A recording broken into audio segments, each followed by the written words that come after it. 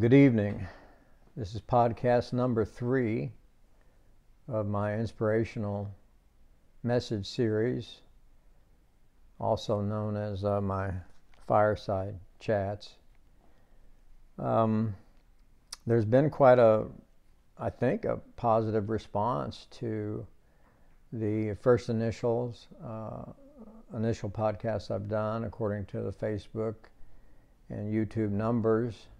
Some people still prefer audio, and there's plenty of places to find it on those platforms. So I tend to keep my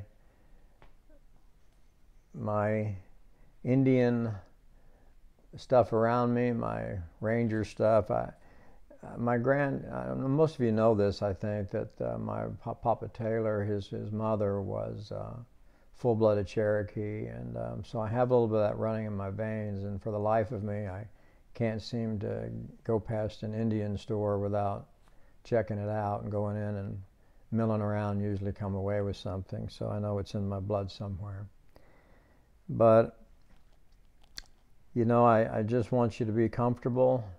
Again, light your candle, get something warm to drink, dress comfortably, and sit back and relax and let the world go by for a little while here as we try to just unwind and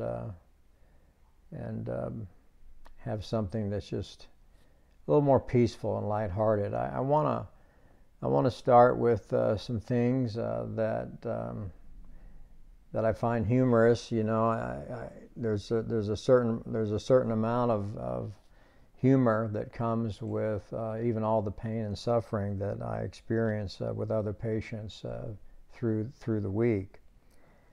When COVID-19 first came out, it was really kind of hard to know what to do and how to deal with this so-called gift from China.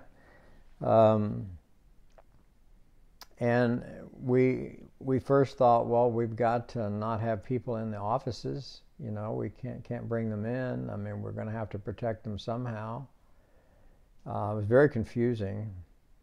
And trying to bring one patient in at a time, we had people gathered up at the front door, and people were still confused about wearing masks, and just we were too, as far as trying to take temperatures and checking people out, and one at a time coming in. And that didn't work very well because it wasn't accomplishing anything with everybody just gathering by the front door of the clinic. So eventually we thought, well, we'll just go out to the cars, and we didn't have any way of e-scribing, any way of calling the scripts in like some of the other states did during this time. We didn't have it, not available to us, and so we really only knew one thing, and that was, let's just let the patients stay protected in their vehicles, especially those that have comorbidities, and let's just go out to the car. And it wasn't long before this going out to the car became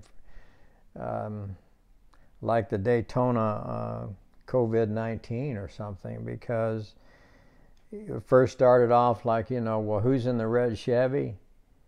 Or who is in the white Ford? I mean, we can't see through the stained glass. I mean, are they on the passenger side? I mean, where are they? And then I got to noticing some of the patients' cars that I've never really noticed before. I thought, man, that's a really bad looking Camaro, man.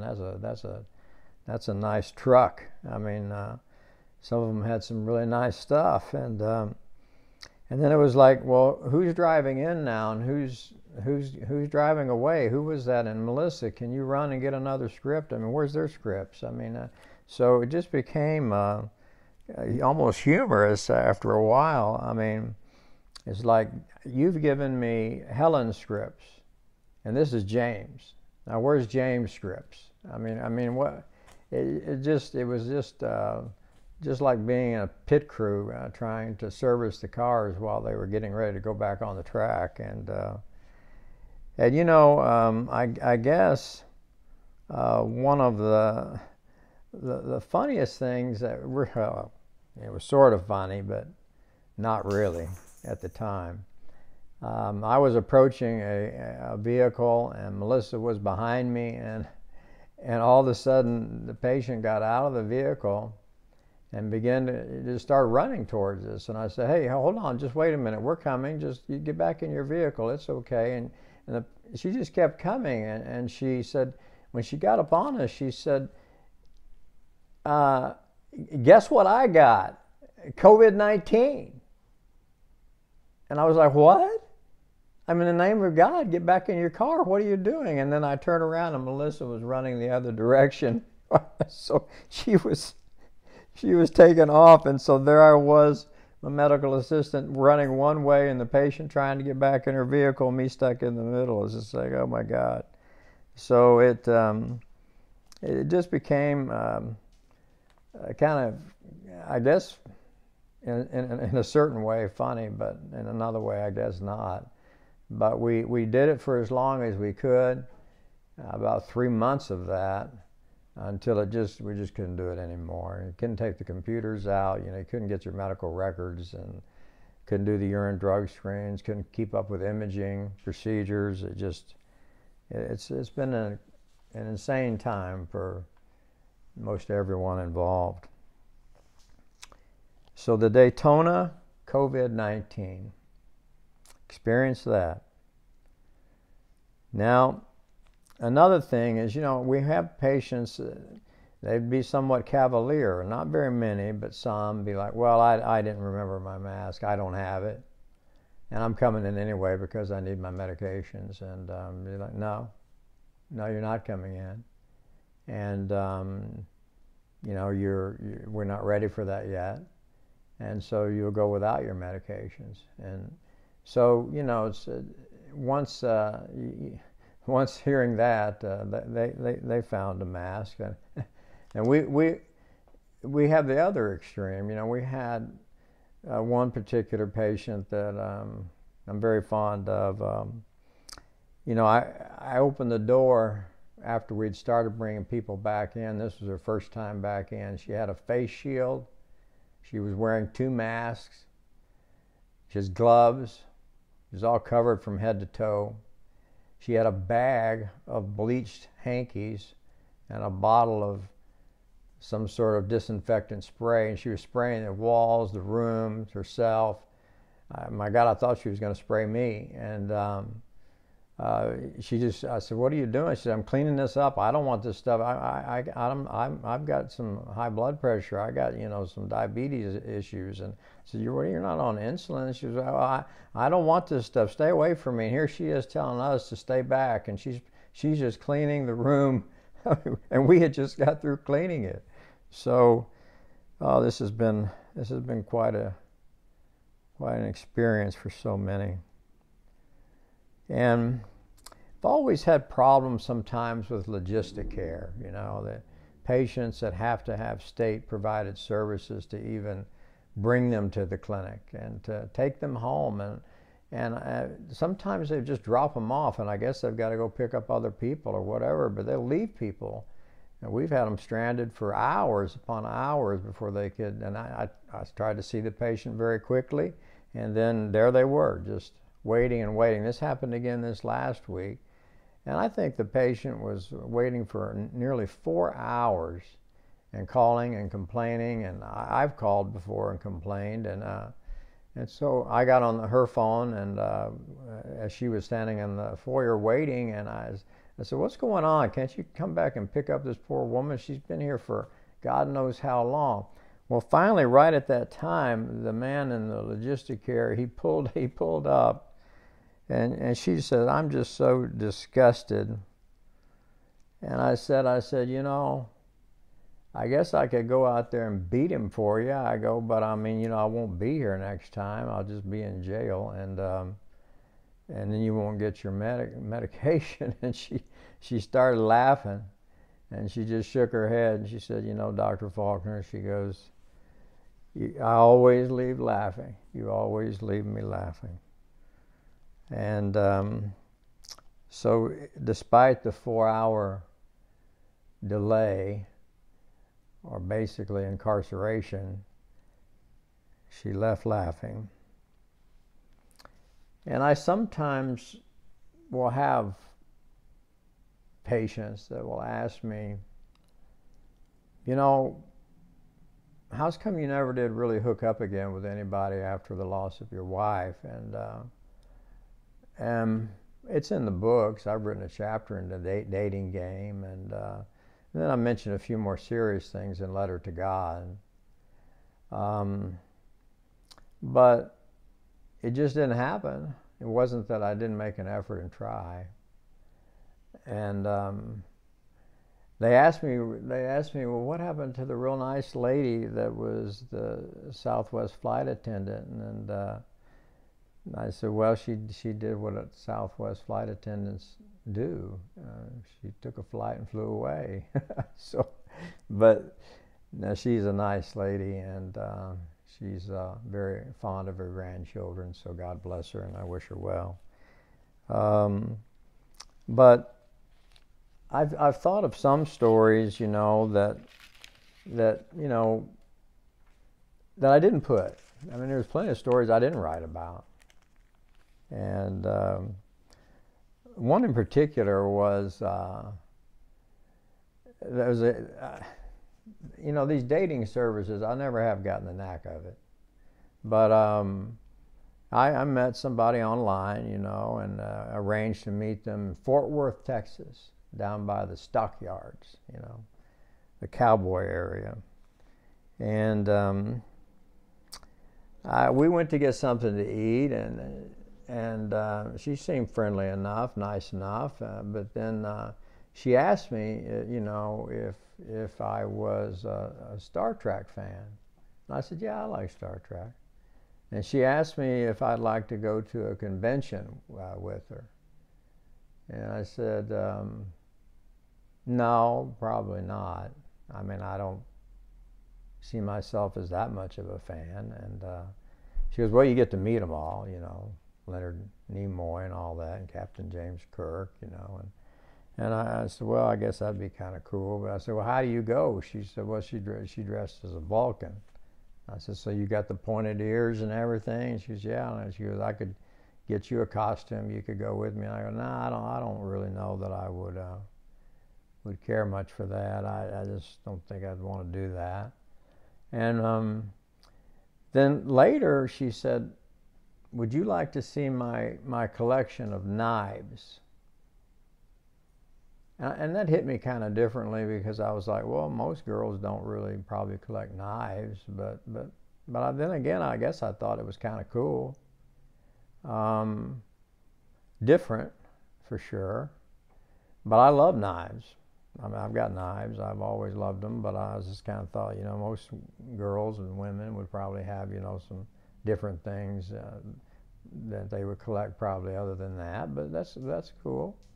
And so she said, come over to my place and I'll show them to you. So I went in and I said, well, where are they? Where you got them all? And she said, well, they're in my bedroom. And I said, they're in your bedroom. And I walked in there with her, and she had probably, I don't know, just guesstimating by memory, maybe 75, maybe 100, I don't know. I mean, it was a lot. And they were just all hanging on the walls. So there was a lot of knives, and they're beautiful knives. I got to looking at them. Some were really nice, but it was kind of unusual just to see them all hanging all over her bedroom walls. So we talked a little bit more, and she said, well, will you be spending the night? I really wasn't really expecting that, but I just kind of got to thinking about the whole thing, you know, Star Trek and the knives. And I said, no, I don't think so. And she said, well, why not? And I said, well, you know, Dr. McCoy, you know, Bones in Star Trek, I mean, I think he said it best. I mean, he's dead, Jim. He's dead, Jim. That man made more money off of that than I will ever in medicine. He's dead, Jim. And I just kind of kept echoing through my mind. And so I just kind of thought, you know what? I don't, the whole combination just, I'm just feeling rather disconnected. So I made my way on back to my place. So, you know, I try to share humor, as I've said before, with my patients, and they share it back with me. And laughter keeps us going. And it really is true that laughter is good medicine. But as we move on now to inspirational overtones and the message that I would like to spread, and you know, if you want to be a part of this and to help me, I really wish you would subscribe to this message and the channel and Facebook and YouTube. I mean, because to spread it to others, I would think would be a way for you to get involved in the inspiration, because we're not alone, and there's a lot of people that have dealt with a lot of pain and suffering in this world. So people, patients, they tell me, they say, you know, Dr. Faulkner, I mean, you're very inspirational. I mean, you inspire me. In fact, I walked in last week, had a patient hand me this card. It says, Dr. Faulkner, thank you for your inspirational messages. Your last message on August 1st was very special to me. I continue to look forward to your Sunday evenings and your wonderful inspirational messages. And she gave me a little book called The Man Who Split Time, which was a story about the Son of God. And she shared this verse with me about love. Behold, what manner of love is this? The Father has bestowed such that we would be called His children. And we are. And because of this, the world does not know us, because it did not know Him. Which takes me back to the point of being a nobody versus a somebody. But I have been asking myself, as I've been pursuing these podcasts, why? Why do people find me inspirational? I want to be. I mean, I do. I mean, I don't really understand why anybody would want to be otherwise. I think a lot of people gain satisfaction in realizing that they were inspiring or delivered an inspiring message. But on the other hand, there are plenty of people in the world that just simply seem to they don't care. I don't think they really do. I mean, some people hate, and some people love, and some people just love to hate. I mean, miserable people awaken every day the same as those that are content. The difference is misery tends to love company, as they say. They get up, and I think they just say, I just see who I can make miserable today so they can be just like me. The content, I guess, are for the most part happy alone and happy with others. I mean, they just they're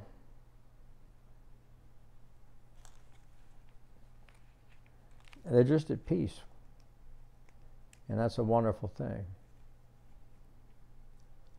I remember my grandmother on my dad's side, his mom. And I would go to see her, and every time I would go to see her, she would say, I want you to take me to Walmart. And I go, what you need? And it was always potting soil. She always needed some potting soil. And I mean, so I'd always take her to Walmart to get her some potting soil. We'd be driving along, it wasn't very far, small town. And she'd see somebody walking on the sidewalk, and she'd say, fly high, you big buzzard. You'll light low one day. And I just kind of look over and go, Grandma, I mean, what? Why would you say something like that?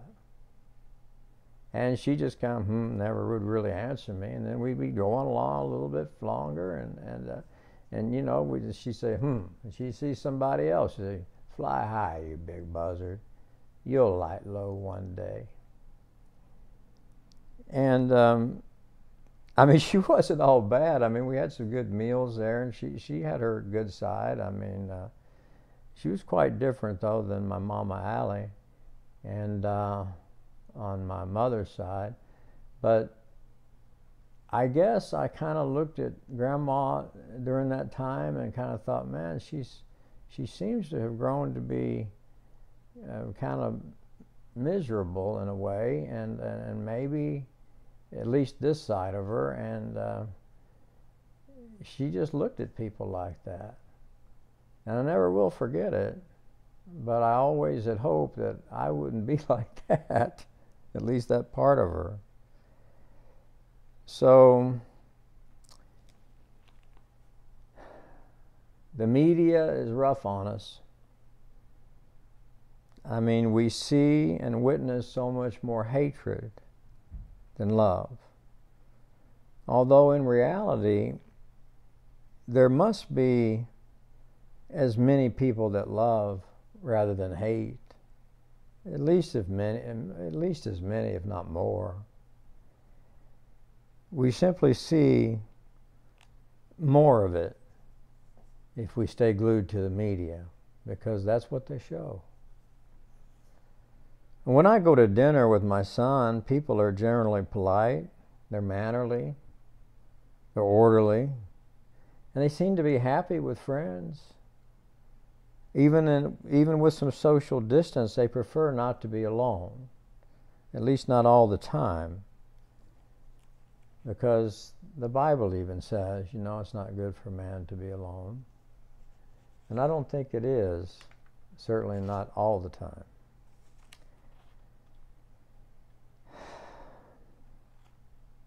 I do know that I would love to be remembered as an inspirational person. Yet I think to be inspirational, I think what one must do is dwell with other inspirational people. They need to notice them, admire them, realize the difference in them, and want to be like them. I mean, how can one be inspirational if you can't even recognize it? So I have made note that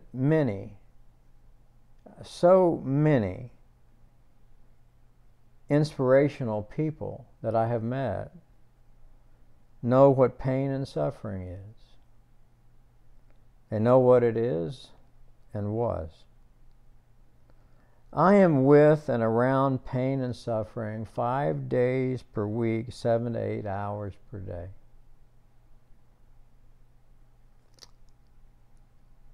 My own life is a reflection of it. If it's true that emotional and psychological pain is 300% greater than the physical, then I'm full of pain and suffering. But I walk into a room after room, and I am very inspired 75% of the time. Not 100%. I mean, nothing is 100%, not here. There's no perfection, not here. But it's not those who wallow in self-pity that I myself have been guilty of. It's not those that inspire me. It's those that, despite their afflictions, they just have a method of inspiring others. Their pain hurts. In fact, it's damned horrible. But they refuse to surrender. They smile, they laugh. They acknowledge that this is my pain. I have it, but it doesn't have me. They say, help me manage it, Dr. Faulkner, but no worries. I'm continuing to help myself. They love harder, they forgive deeper, and they judge not. They're full of love, and they inspire me.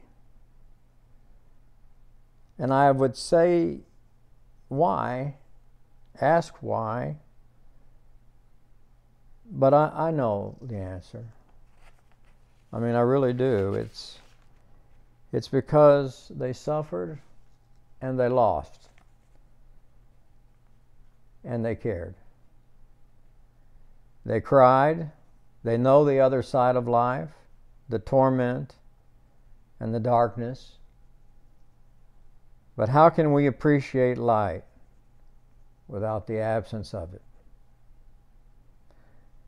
I go into patient rooms, and when not hurried, or even when, I try to take a moment to inspire. Why? Because I feel the inspiration within another. I can see it. I can feel it. I have felt the soul of another, a fellow sufferer who is rising above it. It's all inspiring to see it, to feel it, to touch it. The power of inspiration, the power through the pain, the power through the suffering, the knowledge of inspiration despite pain. What better gift? What better than to inspire? What better than to love with the power of inspiration?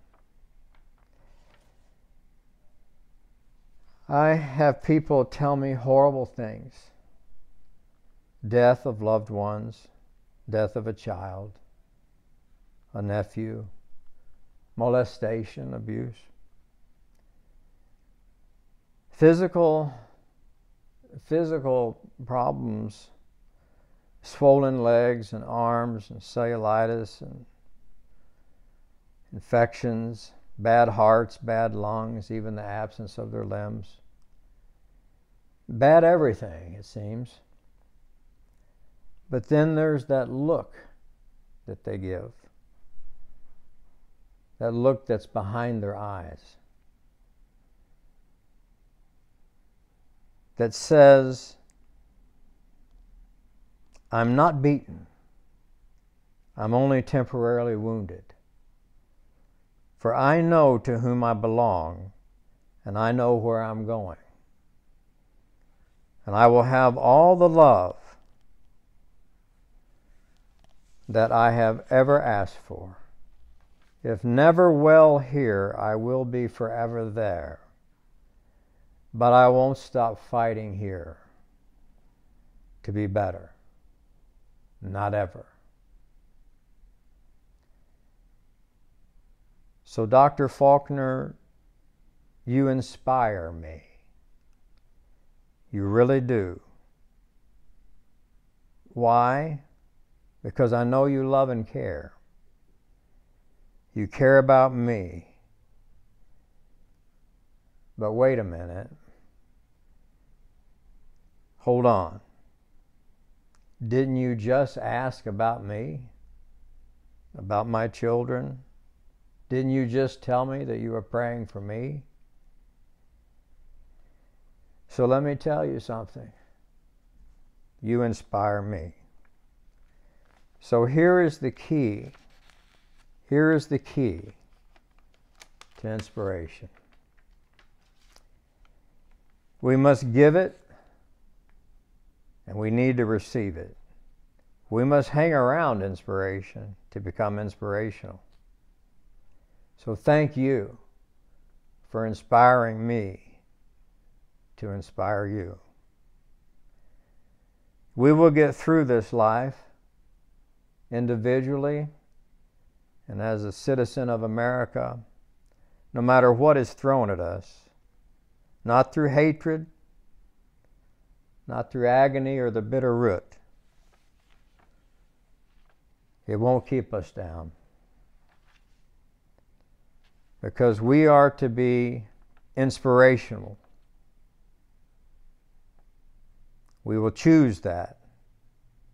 We will fight as an individual, and we will fight as a nation, as a people who inspire the world, one life at a time. One life at a time. We will finish strong, and we will awaken ready to be inspired and to inspire.